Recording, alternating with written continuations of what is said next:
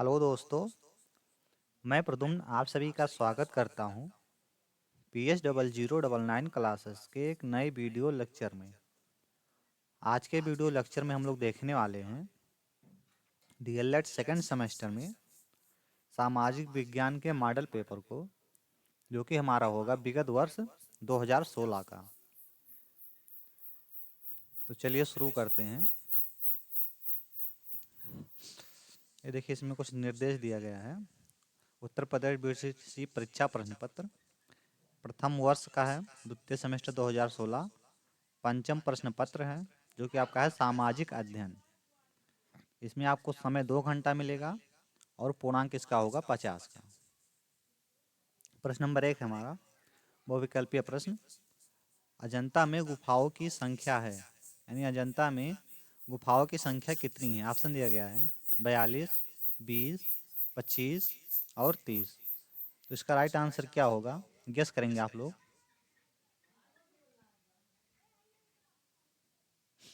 अजंता की अगर हम गुफाओं की बात करें तो ये गुफा जो है, यानी अजंता की जो गुफाएं हैं, ये आपका स्थित हैं वो महाराष्ट्र में।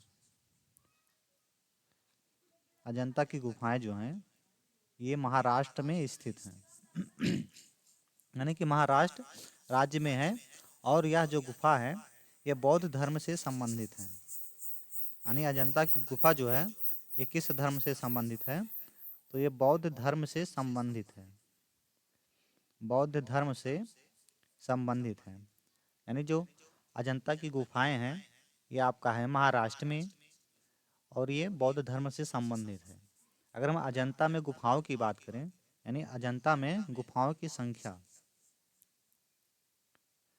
अजंता में गुफाओं की संख्या अगर देखें तो टोटल संख्या जो है वो आपका 30 संख्या है। और जो अजंता की गुफाओं की ये आपका है, यानी ये अजंता की जो गुफाएं हैं इसको 1963 ईस्वी में, सॉरी 1993 1993 ईस्वी में 1993 ईस्वी में यूनेस्को के जरिए जो है, यूनेस्को के जरिए इसको विश्व धरोहर स्थल घोषित किया गया था। इस पर का राइट आंसर हो जाएगा आपका ऑप्शन नंबर डी, 30। अजंता की गुफाओं में संख्या है टोटल 30 संख्या है। इसको 1993 ईस्वी में यूनेस्को के जरिए विश्व धरोहर घोषित किया गया था। अजंता की गुफाएं जो हैं वो महाराष्ट्र राज्य में स्थित हैं और यह बौद्ध धर्म से संबंधित हैं। नेक्स्ट क्वेश्चन की तरफ चलते हैं। क्वेश्चन नंबर 2 है बिंदु की मृत्यु के समय अशोक किस स्थान का वायसराय था। यहाँ बिंदुसार हम लोग लिख सकते हैं। यानी बिंदुसार की मृत्यु के समय अशोक किस स्थान का वायसराय था। ऑप्शन दिया गया है तक्षशिला, उज्जैन, सौराष्ट्र या तो साली। इस पर का राइट आंसर क्या होगा, गेस करेंगे आप लोग। तो देखिए थोड़ा इसमें हम लोग डिटेल देखते हैं। तो जो बिंदुसार हैं, बिंदुसार जो हैं ये आपके मौर्य सम्राट के मौर्य सम्राट के मौर्य सम्राट के यानी ये तीसरे मौर्य सम्राट थे। यानी जो बिंदुसार थे ये तीसरे मौर्य सम्राट थे। बिंदुसार तीसरे जो हैं ये मौर्य सम्राट थे। इन्होंने, अगर इनका हम शासन देखें, यानी इन्होंने शासन कब तक किया, तो इन्होंने 297 297 ईसा पूर्व 297 ईसा पूर्व तक शासन किया था। बिंदुसार की मृत्यु के समय जो अशोक थे, यानी जब बिंदुसार की मृत्यु हुई थी तो उस समय जो अशोक थे वो आपके जो राजा थे वो आपके थे उज्जैन। उज्जैन के राजा या वायसराय थे उज्जैन। अशोक जो थे वो उज्जैन के वायसराय थे, उज्जैन के वायसराय।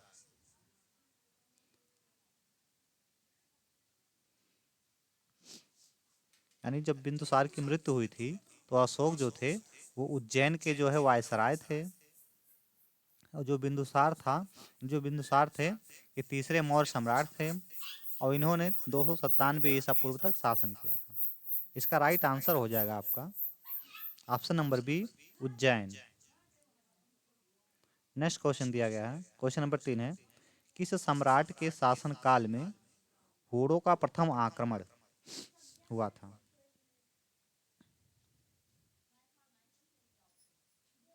या हूणों के द्वारा प्रथम आक्रमण किया गया था, यानी किसके शासन काल में हूणों का प्रथम आक्रमण हुआ था? ऑप्शन दिया गया है आपका यशोर वर्मन, फिर आपका दिया गया है रामगुप्त, कुमारगुप्त, चंद्रगुप्त द्वितीय।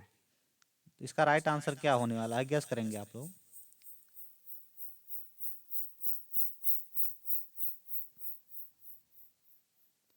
तो अगर हम जो भारत पर हूणों का प्रथम आक्रमण देखें, जो प्रथम आक्रमण था ये आपका हुआ था 458 ईस्वी में। यानी भारत पर हूणों का प्रथम आक्रमण आक्रमण जो हुआ था, पहला आक्रमण जो हुआ था आपका हुआ था 458 ईस्वी में। और उस समय के जो वायसराय थे, उस समय के जो वायसराय थे वो आपके थे कुमार, यानी कि सम्राट का शासन काल था। तो जो शासन काल था वो आपका था कुमार गुप्त। कुमारगुप्त सम्राट के शासन काल में हूणों ने प्रथम बार आक्रमण किया था। और भारत पर हूणों का जो पहला आक्रमण था वो आपका होता है 1458 ईसा में यानी ईस्वी में। तो इस प्रश्न का राइट आंसर हो जाएगा आपका ऑप्शन नंबर सी, कुमारगुप्त। प्रश्न नंबर 4 है, सबसे पहले भारत आया, यानी सबसे पहले भारत कौन आया था?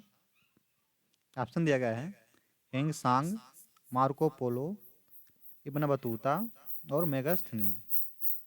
इसका राइट आंसर क्या होगा, गेस करेंगे आप लोग?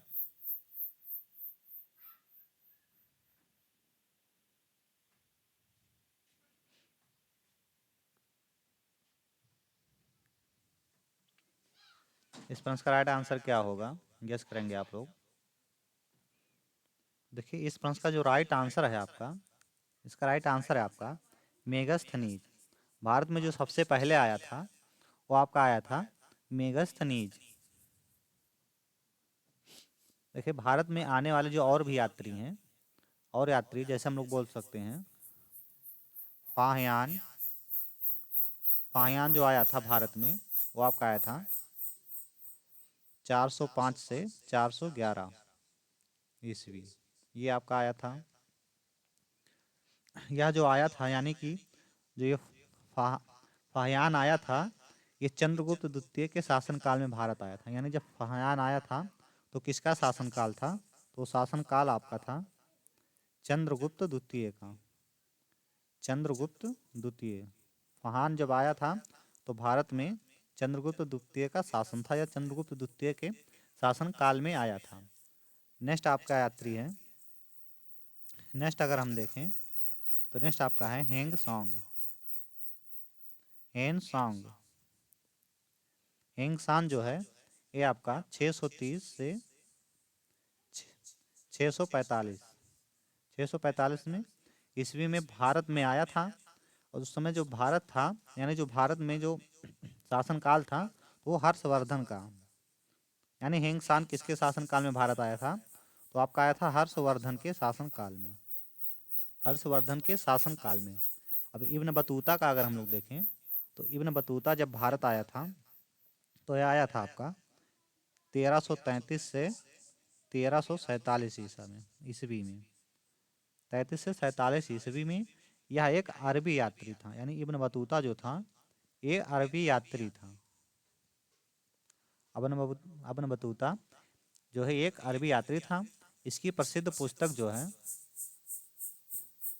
इसकी प्रसिद्ध पुस्तक जो है वो आपका है रेहला थी। इसकी प्रसिद्ध पुस्तक, यानी कि इसकी पुस्तक हम लोग देखें, इसका पुस्तक जो है,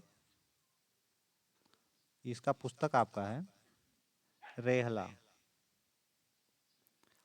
नेक्स्ट क्वेश्चन देखते हैं, क्वेश्चन नंबर 5 है, एक मिनट इसी में आगे हम लोग देखते हैं कि मेगास्थनीज कौन है। मेगास्थनीज को हमने देखा नहीं, तो चलिए देखते हैं। मेगास्थनीज जो था वो यूनान यूनान का एक राजदूत था। यानी मेगास्थनीज जो है,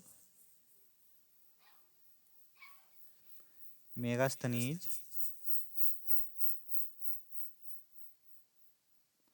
मेगास्थनीज जो है वो यूनान का एक राजदूत था। यूनान का राजदूत, यूनान का एक राजदूत था जो आपका चंद्रगुप्त मौर्य के दरबार में आया था। कहाँ आया था? तो चंद्रगुप्त मौर्य चंद्रगुप्त मौर्य के दरबार में आया था, जिसने इंडिया नामक पुस्तक लिखी। यानी इसकी पुस्तक की अगर हम बात करें मेगास्थनीज के, तो इसके पुस्तक का नाम क्या है? तो इसके पुस्तक का नाम है इंडिया। इंडिया नामक पुस्तक लिखी थी, नामक पुस्तक लिखी। इसमें प्रश्न के विकल्प, यानी कि इसमें ये इसका हो जाएगा। ये सभी हो गए इसके मेगास्थनीज के बारे में कुछ इंपॉर्टेंट इन्फॉर्मेशन। जो मेगास्थनीज था वो यूनानी राजदूत था। किसके शासनकाल में आया था? तो चंद्रगुप्त मौर्य के शासनकाल में आया था। इसके पुस्तक का नाम है वो इंडिया है। क्वेश्चन नंबर 5 देखते हैं। हर्षचरित्र के रचयिता, हर्षचरित्र के रचयिता कौन है? ऑप्शन दिया गया है हर्ष, बाणभट्ट, भवभूति और मातंग। इसका राइट आंसर क्या होगा? चलिए देखते हैं। जो हर्षचरित्र है, हर्षचरित्र जो रचना है, हर्षचरित्र जो रचना है, ये कन्नौज के शासक, कन्नौज के जो शासक हैं वो हैं आपके हर्षवर्धन। हर्षवर्धन, कन्नौज के शासक हर्षवर्धन की क्या है? जीवनी है। यानी हर्षचरित्र जो है ये कन्नौज के शासक हर्षवर्धन की जीवनी है, जिसकी रचना उसके उसके जो है दरबारी कवि, यानी इसकी जो रचना है हर्षचरित्र का, इनके दरबारी कवि, उनका नाम है बाणभट्ट। बाणभट्ट के द्वारा की गई थी। जो भी वो, उसकी भाषा क्या है? तो संस्कृत में, संस्कृत में। यानी जो हर्षचरित्र का वो है भाषा है, वो कैसी भाषा? तो संस्कृत में लिखी गई थी। यानी हर्षचरित्र के रचयिता बाणभट्ट थे। हर्षचरित्र कन्नौज के शासक हर्षवर्धन की जीवनी है, जिसकी रचना उसके दरबारी कवि बाणभट्ट ने संस्कृत में की थी। तो इस प्रश्न का राइट आंसर हो जाएगा आपका ऑप्शन नंबर बी। नेक्स्ट देखते हैं। तराइन का प्रथम युद्ध हुआ, यानी तराइन का प्रथम युद्ध कब हुआ था? ऑप्शन दिया गया है 1991, सॉरी 1191, 1197, 1199 और 1194। तो इस प्रश्न का राइट आंसर क्या होगा? गेस करेंगे आप लोग।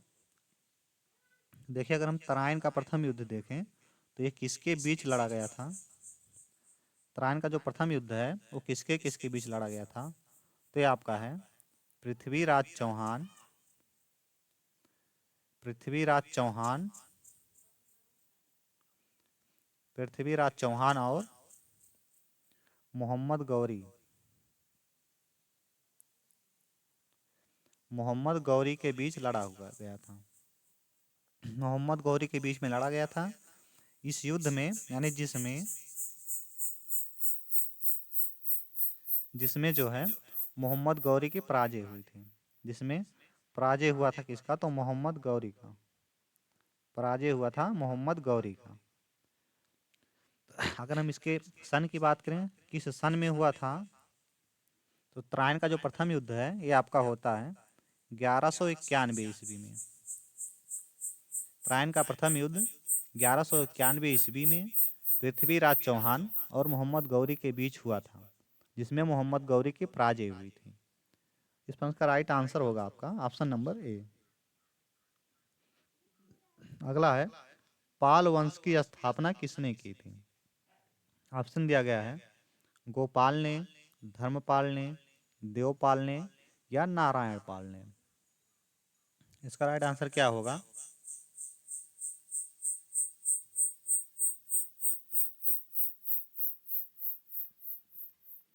तो चलिए देखते हैं कि पाल वंश की, इसका राइट आंसर आप गेस करेंगे। देखिए पाल वंश में अगर हम भाषाओं की बात करें, पाल वंश में भाषाएं,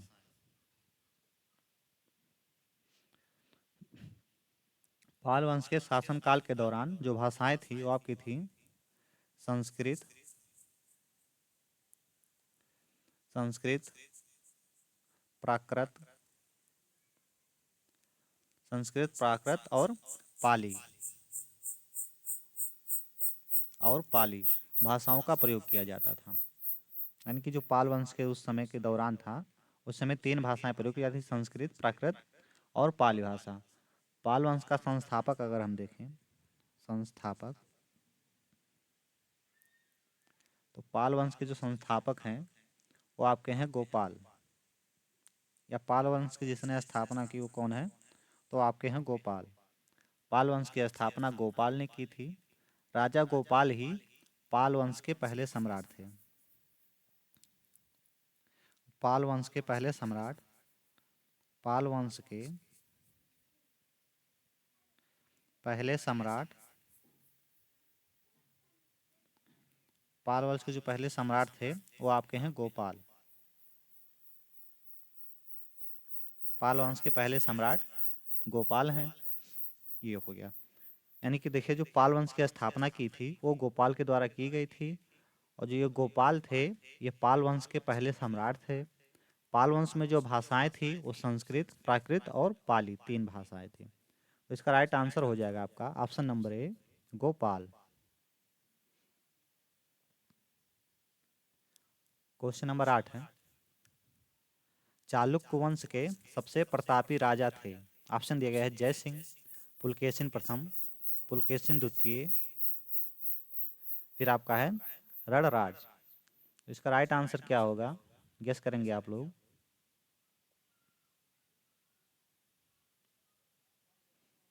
तो चलिए देखिए जो चालुक्य वंश के सबसे प्रतापी राजा थे, चालुक्य वंश के सबसे प्रतापी जो राजा थे उनका नाम है आपका पुलकेशिन, पुलकेशिन द्वितीय। पाल वंश के सबसे प्रतापी राजा पुलकेशिन द्वितीय थे। पुलकेशिन द्वितीय की उपलब्धियों का जो विवरण है, यानी इनके उपलब्धियों का जो विवरण है आपका, उपलब्धियों का विवरण, उपलब्धियों का विवरण जो है ये आपका एक अभिलेख है जिसका नाम है ये होल अभिलेख, जिसका नाम है ये होल अभिलेख, यहीं से मिलता है। यानी कि जो पुलकेशिन द्वितीय हैं इनके जो उपलब्धियों का विवरण है वो एहोल अभिलेख से प्राप्त होता है। इसका राइट आंसर है आपका ऑप्शन नंबर सी, पुलकेशिन द्वितीय। क्वेश्चन नंबर 9 है, संविधान निर्मात्री सभा के अध्यक्ष कौन थे या अध्यक्ष थे। ऑप्शन दिया गया है डॉक्टर भीमराव अम्बेडकर, राजेंद्र प्रसाद, जवाहरलाल नेहरू, महात्मा गांधी। इसका राइट आंसर क्या होगा, गेस करेंगे आप लोग।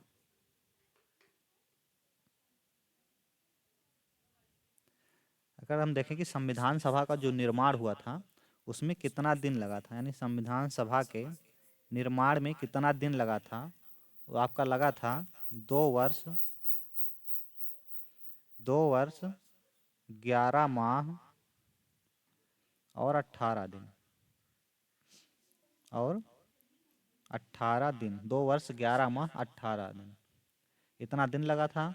अगर कुल हम दिनों की बैठक की बात करें, यानी कितने दिन बैठक हुआ था, तो जो बैठक है आपका, इसके लिए जो बैठक का दिन है वो आपका है 165 दिन। 165 दिन इसकी बैठक हुई थी। जो सच्चिदानंद सिन्हा थे वो इसके सभापति थे। यानी इसके सभापति कौन थे, तो आपके थे सच्चिदानंद सिन्हा, सच्चिदानंद सिन्हा। ये जो इसकी जो बैठक हुई थी उसके अध्यक्ष थे सच्चिदानंद सिन्हा, अध्यक्ष नहीं सॉरी, सभापति। यानी ये क्या थे, तो ये सभापति थे, सभापति। जो संविधान सभा के निर्मात्री जो हैं, यानी इसके अध्यक्ष जो थे संविधान सभा के, वो आपके हैं डॉक्टर भीमराव अंबेडकर, जो कि आपका है ऑप्शन नंबर ए में। क्वेश्चन नंबर 10 है, भूजल स्रोत है, यानी किसका स्रोत है? वर्षा जल का, यानी तालाब का, नदी या उपयुक्त सभी। इनमें से कौन है जो भूजल का स्रोत है? इसका राइट आंसर क्या होगा, गेस करेंगे आप लोग? तो देखिए, अगर हम भूजल का, भू जो जल है, इसका मुख्य स्रोत देखें, भूजल का जो मुख्य स्रोत है वो आपका है वर्षा का जल, यानी मुख्य स्रोत जो है वो वर्षा का जल है। बाकी तालाब भी है, नदी भी है। तो इसका राइट आंसर जो होगा वो आपका हो जाएगा उपयुक्त सभी। देखिए, भूजल क्या होता है? भूमि के नीचे पाए जाने वाला जल होता है।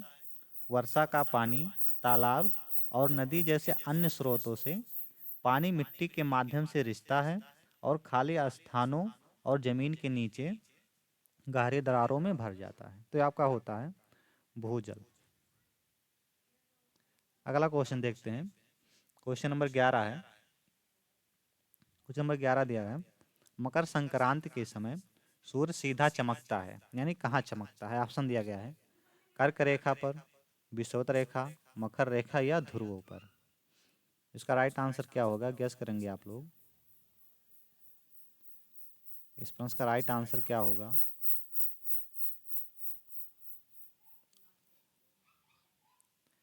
चलिए देखते हैं। ये हमारा है ग्लोब, यानी पृथ्वी है। इसकी जो सेंटर में लाइन है, ये लाइन, इसको हम लोग बोलते हैं विषुवत रेखा। इस लाइन को हम लोग बोलते हैं विषुवत रेखा या 0 डिग्री अक्षांश रेखा बोलते हैं। नेक्स्ट जो हमारा है, दोनों साइड, ये उत्तरी ध्रुव और ये दक्षिणी ध्रुव। उत्तरी और दक्षिणी ध्रुव में 23.5, यानी 23 से 1/2, 23.5 अंश इधर और 23.5 अंश इधर, यानी 23.5 अंश उत्तरी ध्रुव और 23.5 अंश दक्षिणी ध्रुव। तो उत्तरी ध्रुव में आपका कर्क रेखा, कर्क रेखा, और दक्षिण में आपका होता है मकर रेखा। मकर रेखा जो भारत हमारा स्थित है वो इसी उत्तरी गोलार्ध में स्थित है, यानी इसी साइड में स्थित है। तो ये जो ठंडी होती है हमारा, जब सूर्य क्या होता है, मकर रेखा पर चमकने लगता है, तो इधर धूप जो होती है, यानी कि इस साइड धूप बहुत हल्की मात्रा में आती है, किरणें तिरछी हो जाती हैं, इसीलिए यहाँ क्या होने लगता है, तो ठंडा होने लगता है। और मकर संक्रांति कब पड़ता है? तो ठंड में ही पड़ता है। तो ठंड में सूर्य कहाँ चमकता है? तो मकर रेखा पर चमकता है। तो इसका राइट आंसर हो जाएगा आपका मकर रेखा पर। मकर संक्रांति के समय मकर रेखा पर सूर्य दोपहर में सीधा चमकता है। 22 दिसंबर को सूर्य जब मकर रेखा पर लंबवत चमकता है तो इस स्थिति को मकर संक्रांति कहा जाता है। यानी मकर संक्रांति किसे कहते हैं? तो जब 22 दिसंबर को सूर्य इस मकर रेखा पर, 22 दिसंबर को सूर्य जब मकर रेखा पर सीधा चमकता है तो इसी को हम लोग बोलते हैं मकर संक्रांति। इस रेखा पर स्थित अस्थाई नहीं होती है, यानी जो सूर्य की स्थिति है इस रेखा पर अस्थाई नहीं होती, समय के अनुसार बदलता रहता है, यानी कभी लंबवत इस पे चमकेगा तो कभी इस पे चमकेगा। और जो हाँ लंबवत हमेशा चमकता है वो आपका है 0 डिग्री अक्षांश रेखा। 0 डिग्री अक्षांश रेखा पर सूर्य हमेशा लंबवत चमकता है। नेक्स्ट क्वेश्चन देखते हैं। क्वेश्चन नंबर 12 दिया गया है, भारत का मानक समय निर्धारित किया जाता है। ऑप्शन दिया गया है 80 डिग्री पूर्वी देशांतर से, 90 डिग्री पूर्वी देशांतर से, या 23.5 डिग्री पूर्वी देशांतर से, या 82.5 डिग्री पूर्वी देशांतर से। इसका राइट आंसर क्या होगा, गेस करेंगे आप लोग?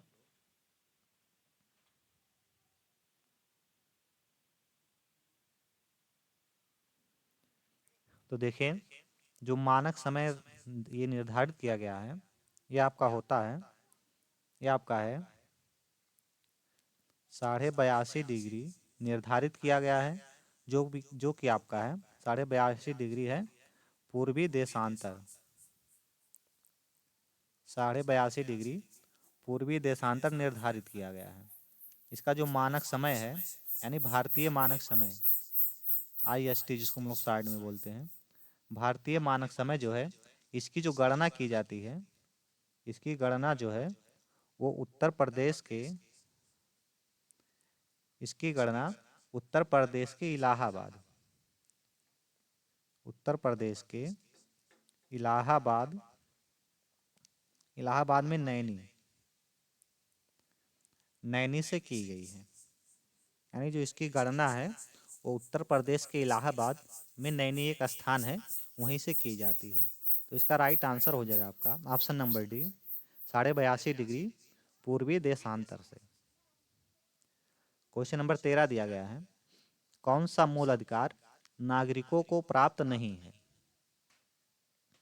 ऑप्शन दिया गया है स्वतंत्रता का अधिकार, संपत्ति का अधिकार, धार्मिक स्वतंत्रता का अधिकार और शोषण के विरुद्ध अधिकार। तो देखिए, अगर हम स्वतंत्रता का अधिकार की बात करें तो ये नागरिकों को प्राप्त है। शोषण के विरुद्ध अधिकार ये भी नागरिकों को प्राप्त है। धार्मिक स्वतंत्रता का अधिकार ये भी सबको प्राप्त है। लेकिन अगर हम संपत्ति के अधिकार की बात करें तो जो संपत्ति का अधिकार है ये मूल अधिकार के रूप में नागरिकों को प्राप्त नहीं है। यह अब एक कानूनी अधिकार हो गया है, जो कि अनुच्छेद, जो आपका है अनुच्छेद 300 के ए में या 300 के का में का के अंतर्गत है। यानी 300 के का में इसको कानूनी अधिकार दे दिया गया है, कानूनी अधिकार दे दिया गया है।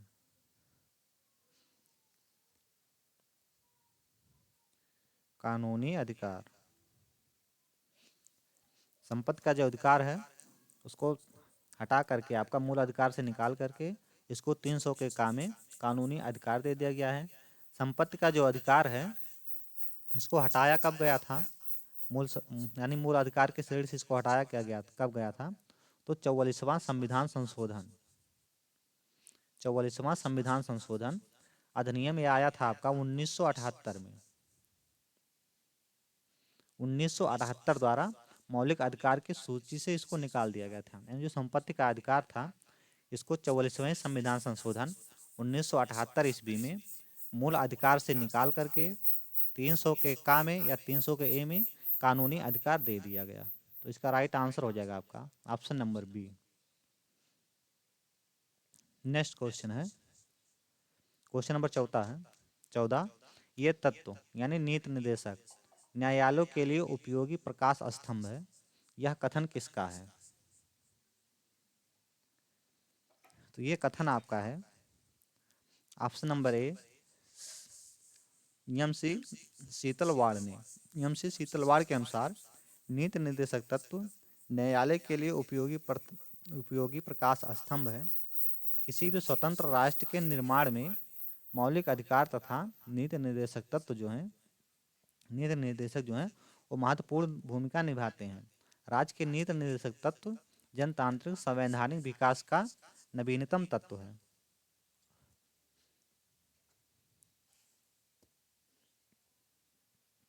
नेक्स्ट क्वेश्चन देखते हैं,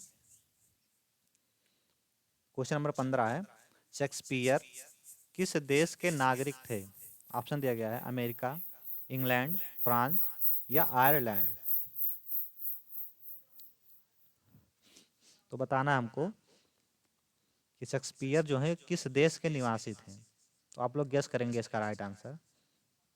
तो जो शेक्सपियर जो थे, यानी जो शेक्सपियर हैं ये आपके इंग्लिश भाषा यानी कि अंग्रेजी भाषा, अंग्रेजी भाषा के महत्वपूर्ण और प्रसिद्ध लेखक हैं। क्या हैं? तो ये अंग्रेजी भाषा के प्रसिद्ध और महत्वपूर्ण लेखक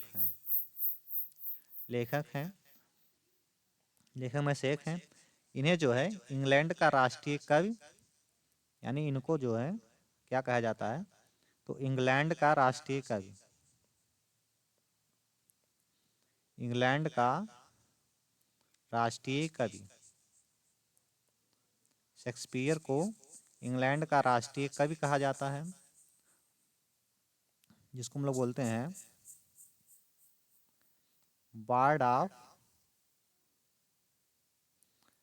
ऑफ एवन।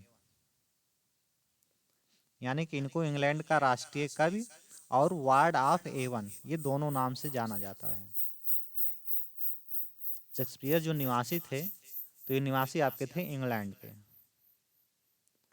राइट आंसर हो जाएगा आपका option number B. Shakespeare England के निवासी थे या नागरिक थे, जो इंग्लिश भाषा के महत्वपूर्ण और प्रसिद्ध लेखक में से एक थे। इन्होंने यानी इन्हें इंग्लैंड का राष्ट्रीय कवि और वार्ड ऑफ एवन भी कहा जाता है। अगला क्वेश्चन देखते हैं, यहाँ से हमारा शुरू होता है अत लघु उत्तरीय प्रश्न, जो कि है हमारा क्वेश्चन नंबर 16 से। क्वेश्चन नंबर 16 है, कालिदास के दो प्रमुख ग्रंथों के नाम लिखिए। चलिए देखते हैं कालिदास के दो प्रमुख ग्रंथ, जिनमें से आपका पहला है अभिज्ञान शाकुंतलम। अभिज्ञान शाकुंतलम, अभिज्ञान शाकुंतलम, ये पहला हो गया। दूसरा दिया गया है, दूसरा आपका है रघुवंशम। रघुवंशम, रघुवंशम यानी रघुवंश महाकाव्य। रघुवंश महाकाव्य, कालिदास के दो प्रमुख ग्रंथ, जिनमें से आपका है अभिज्ञान शाकुंतलम और रघुवंशम, रघुवंश महाकाव्य। नेक्स्ट देखते हैं, गुप्तकालीन चित्रकला के दो केंद्र का नाम बताइए, या दो केंद्रों के नाम लिखिए। तो जो गुप्तकालीन चित्रकला के दो प्रमुख केंद्र हैं, वो आपका है मथुरा और सारनाथ। गुप्तकालीन चित्रकला के दो केंद्र मथुरा और सारनाथ। गुप्तकालीन चित्रकला की विशेषताएं हैं कि इन मूर्तियों से भद्रता तथा शालीनता, सरलता, आध्यात्मिकता के भाव की अभिव्यक्ति, अनुशीलता आदि गुणों के कारण यह मूर्तियां एकदम स्वाभाविक लगती हैं। इस काल में भारतीय कलाकारों ने अपनी एक विशिष्ट मौलिक एवं राष्ट्रीय शैली का सृजन किया था। अगला क्वेश्चन देखते हैं, क्वेश्चन नंबर 18 है, राजपूतों की उत्पत्ति के संबंध में दो सिद्धांतों का नामों उल्लेख कीजिए, यानी कौन कौन से सिद्धांत हैं।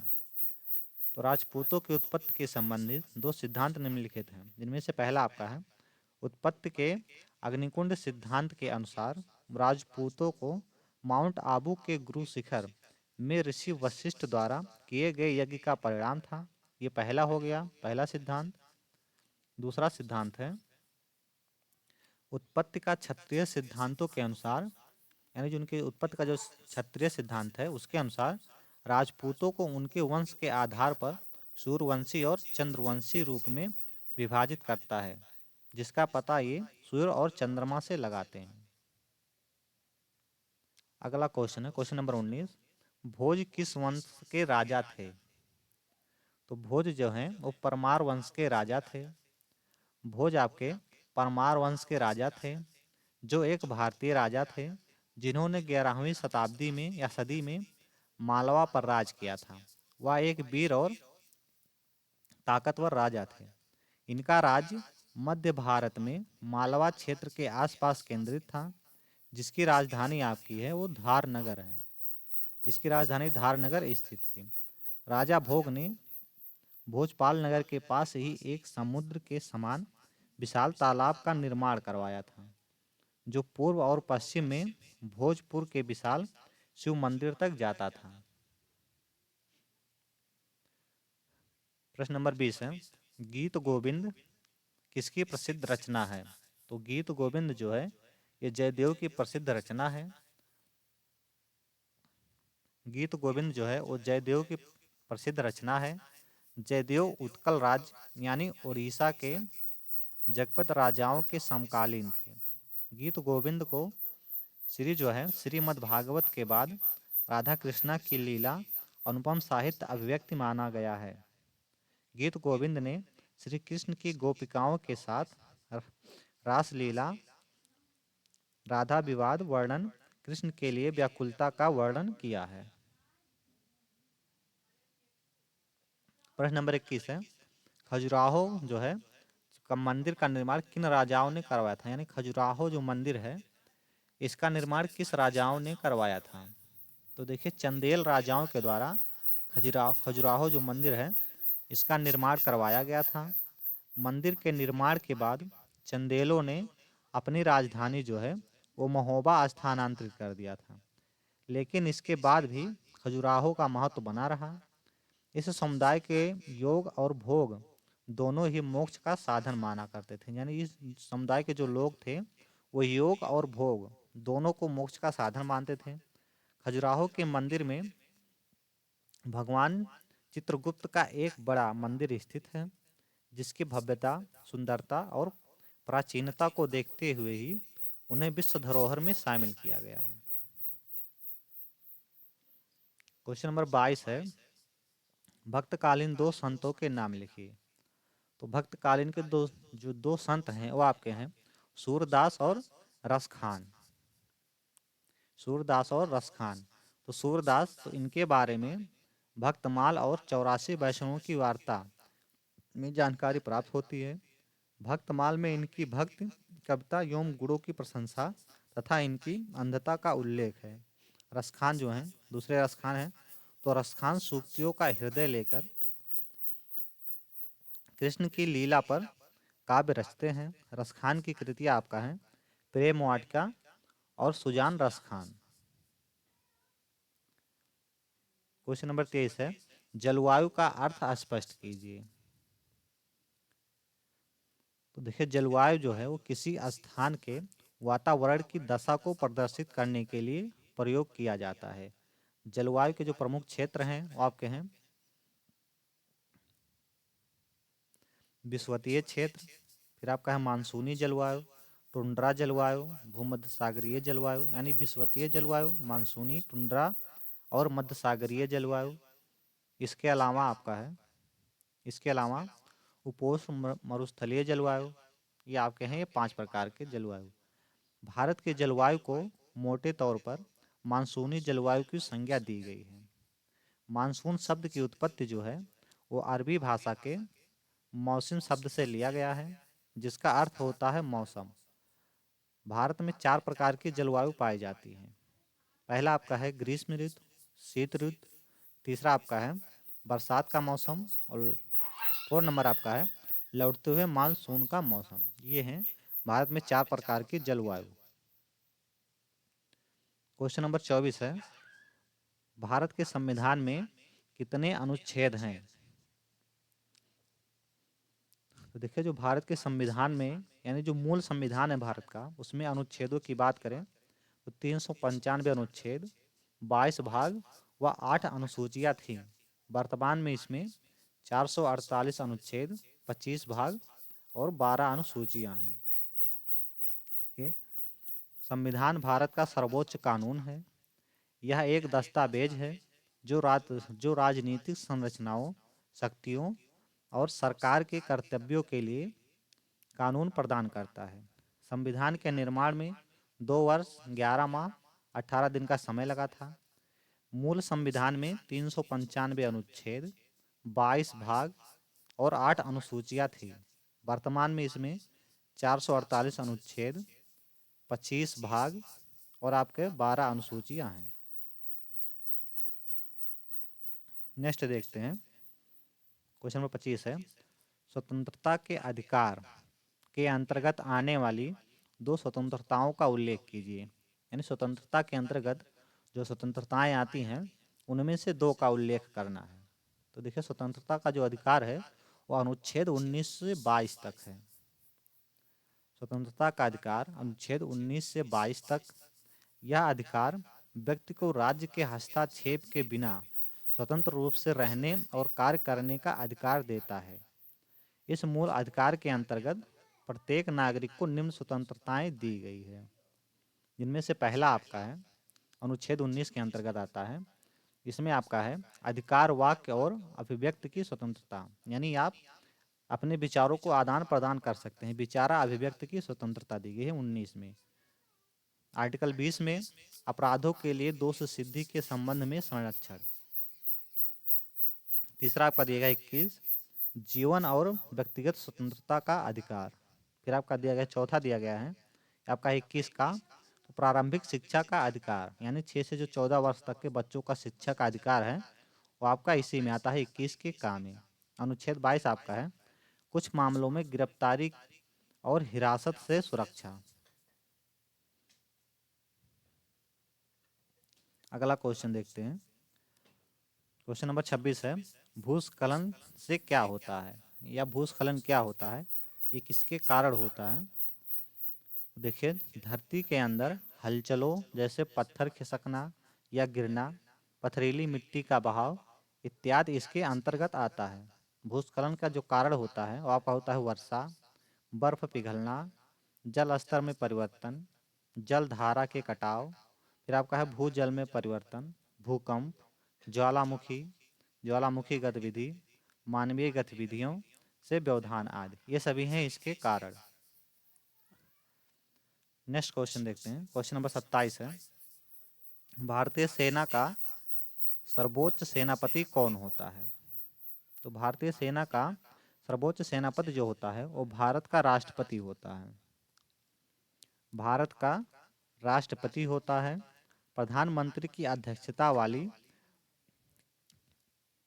जो है केंद्रीय मंत्रिपरिषद की सलाह पर राष्ट्रपति युद्ध घोषणा कर सकता है, यानी युद्ध की घोषणा कर सकता है या शांति समाप्ति कर सकता है, यानी वो चाहे तो युद्ध भी छेड़ सकता है और चाहे तो शांति भी कर सकता है। क्वेश्चन नंबर 28 दिया गया है, यानी सूर्य जब सूर्य तथा चंद्रमा जो है पृथ्वी के बीच आते हैं तो कौन सा ग्रहण लगता है। यानी सूर्य और चंद्रमा जब पृथ्वी के बीच आ जाते हैं तो कौन सा ग्रहण लगता है।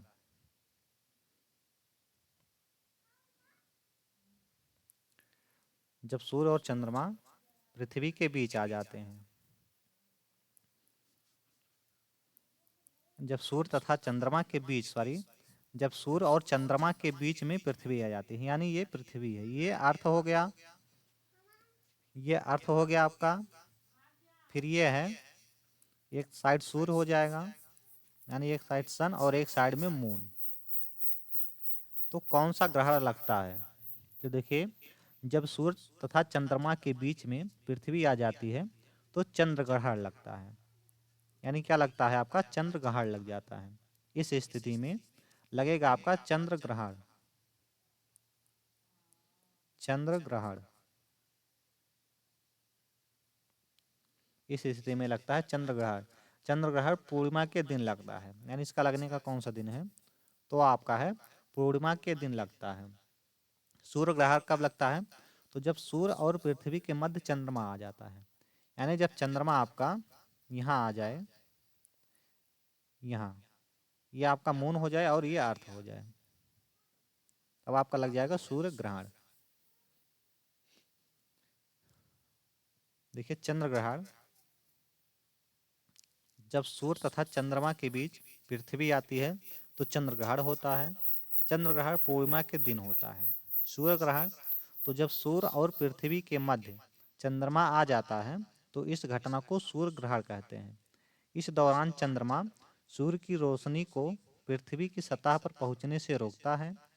सूर्य ग्रहण की घटना अमावस्या के चरण में होता है। एक वर्ष में अधिकतम 5 बार सूर्य ग्रहण देखने को मिलता है। इस घटना के दौरान पृथ्वी से चंद्रमा की दूरी के आधार पर विभिन्न प्रकार के सूर्य ग्रहण को देखा जाता है, जिसमें से पहला आंशिक सूर्य ग्रहण, वलयाकार सूर्य ग्रहण, संपूर्ण सूर्य ग्रहण और हाइब्रिड सूर्य ग्रहण, यानी 4 प्रकार का है दूरी के आधार पर। प्रश्न नंबर 29 है, भारत चीन के बीच युद्ध कब हुआ था। भारत और चीन के बीच युद्ध कब हुआ था।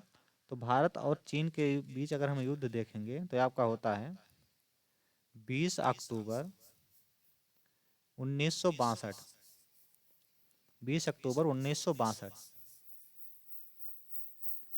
इसी को हम लोग 1962 के चीन और भारत युद्ध के नाम से भी जानते हैं। देखिए, 20 अक्टूबर 1962 ईस्वी को चीन द्वारा अप्रत्याशित रूप से भारत पर हमला किया गया था, जिसे 1962 के भारत चीन और भारत युद्ध के नाम से भी जाना जाता है। इस युद्ध के दौरान चीन की पीपुल्स लिबरेशन आर्मी द्वारा लद्दाख में और मैकमोहन रेखा के पार भारत पर आक्रमण किया गया था। चीन द्वारा युद्ध विराम यानी सीज फायर की घोषणा के बाद 21 नवंबर 1962 को युद्ध समाप्त हुआ था।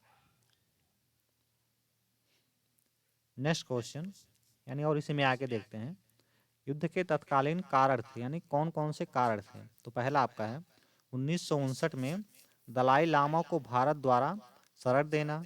दूसरा आपका है भारत द्वारा फॉरवर्ड पॉलिसी के अंतर्गत सीमा पर चौकियों के निर्माण की प्रक्रिया शुरू करना। नेक्स्ट आपका है विवादित हिमालयी क्षेत्र, ये हैं इसके इस युद्ध के तत्कालीन कारण। नेक्स्ट क्वेश्चन और इस वीडियो का लास्ट क्वेश्चन, भारत किस गोलार्ध में स्थित है। तो अगर हम भारत को देखें इसका गोलार्ध में देखें तो ये आपका हो जाएगा इक्वेटर यानी 0 डिग्री अक्षांश रेखा, फिर इधर आपका हो जाएगा कर्क रेखा और इधर हो जाएगा मकर रेखा। तो भारत जो स्थित हमारा ये इसी साइड में यहीं कहीं ऐसे स्थित है। भारत हमारा यहीं स्थित है। तो भारत कहाँ स्थित है, इधर आपका है उत्तर और इधर आपका है दक्षिण, यानी इस साइड उत्तर और इस साइड दक्षिण, इधर हमारा होता है पूरब और इधर होता है पश्चिम। तो भारत की स्थिति हम देखें तो इस साइड में है उत्तर और इस साइड में है पूरब। तो ये आपका किस गोलार्ध में स्थित है, तो उत्तरी पूर्वी गोलार्ध में स्थित है। यानी कि भारत उत्तरी पूर्वी गोलार्ध के एशिया महाद्वीप में स्थित है। भारत एशिया का दूसरा सबसे बड़ा देश है। भारत का भौगोलिक क्षेत्र जो है 32,87,263 वर्ग किलोमीटर है। भारत की वर्तमान जनसंख्या जो है वो लगभग आपका है 1 यानी 145 करोड़ हो चुकी है। यानी लगभग कितना हो चुकी है, तो 145 करोड़ हो चुकी है। आज की वीडियो हमारी यहीं समाप्त होती है। अगर हमारी वीडियो आपको पसंद आई हो तो चैनल को सब्सक्राइब करें और अपने दोस्तों के साथ शेयर करें। मिलते हैं नेक्स्ट वीडियो में, तब तक के लिए जय हिंद।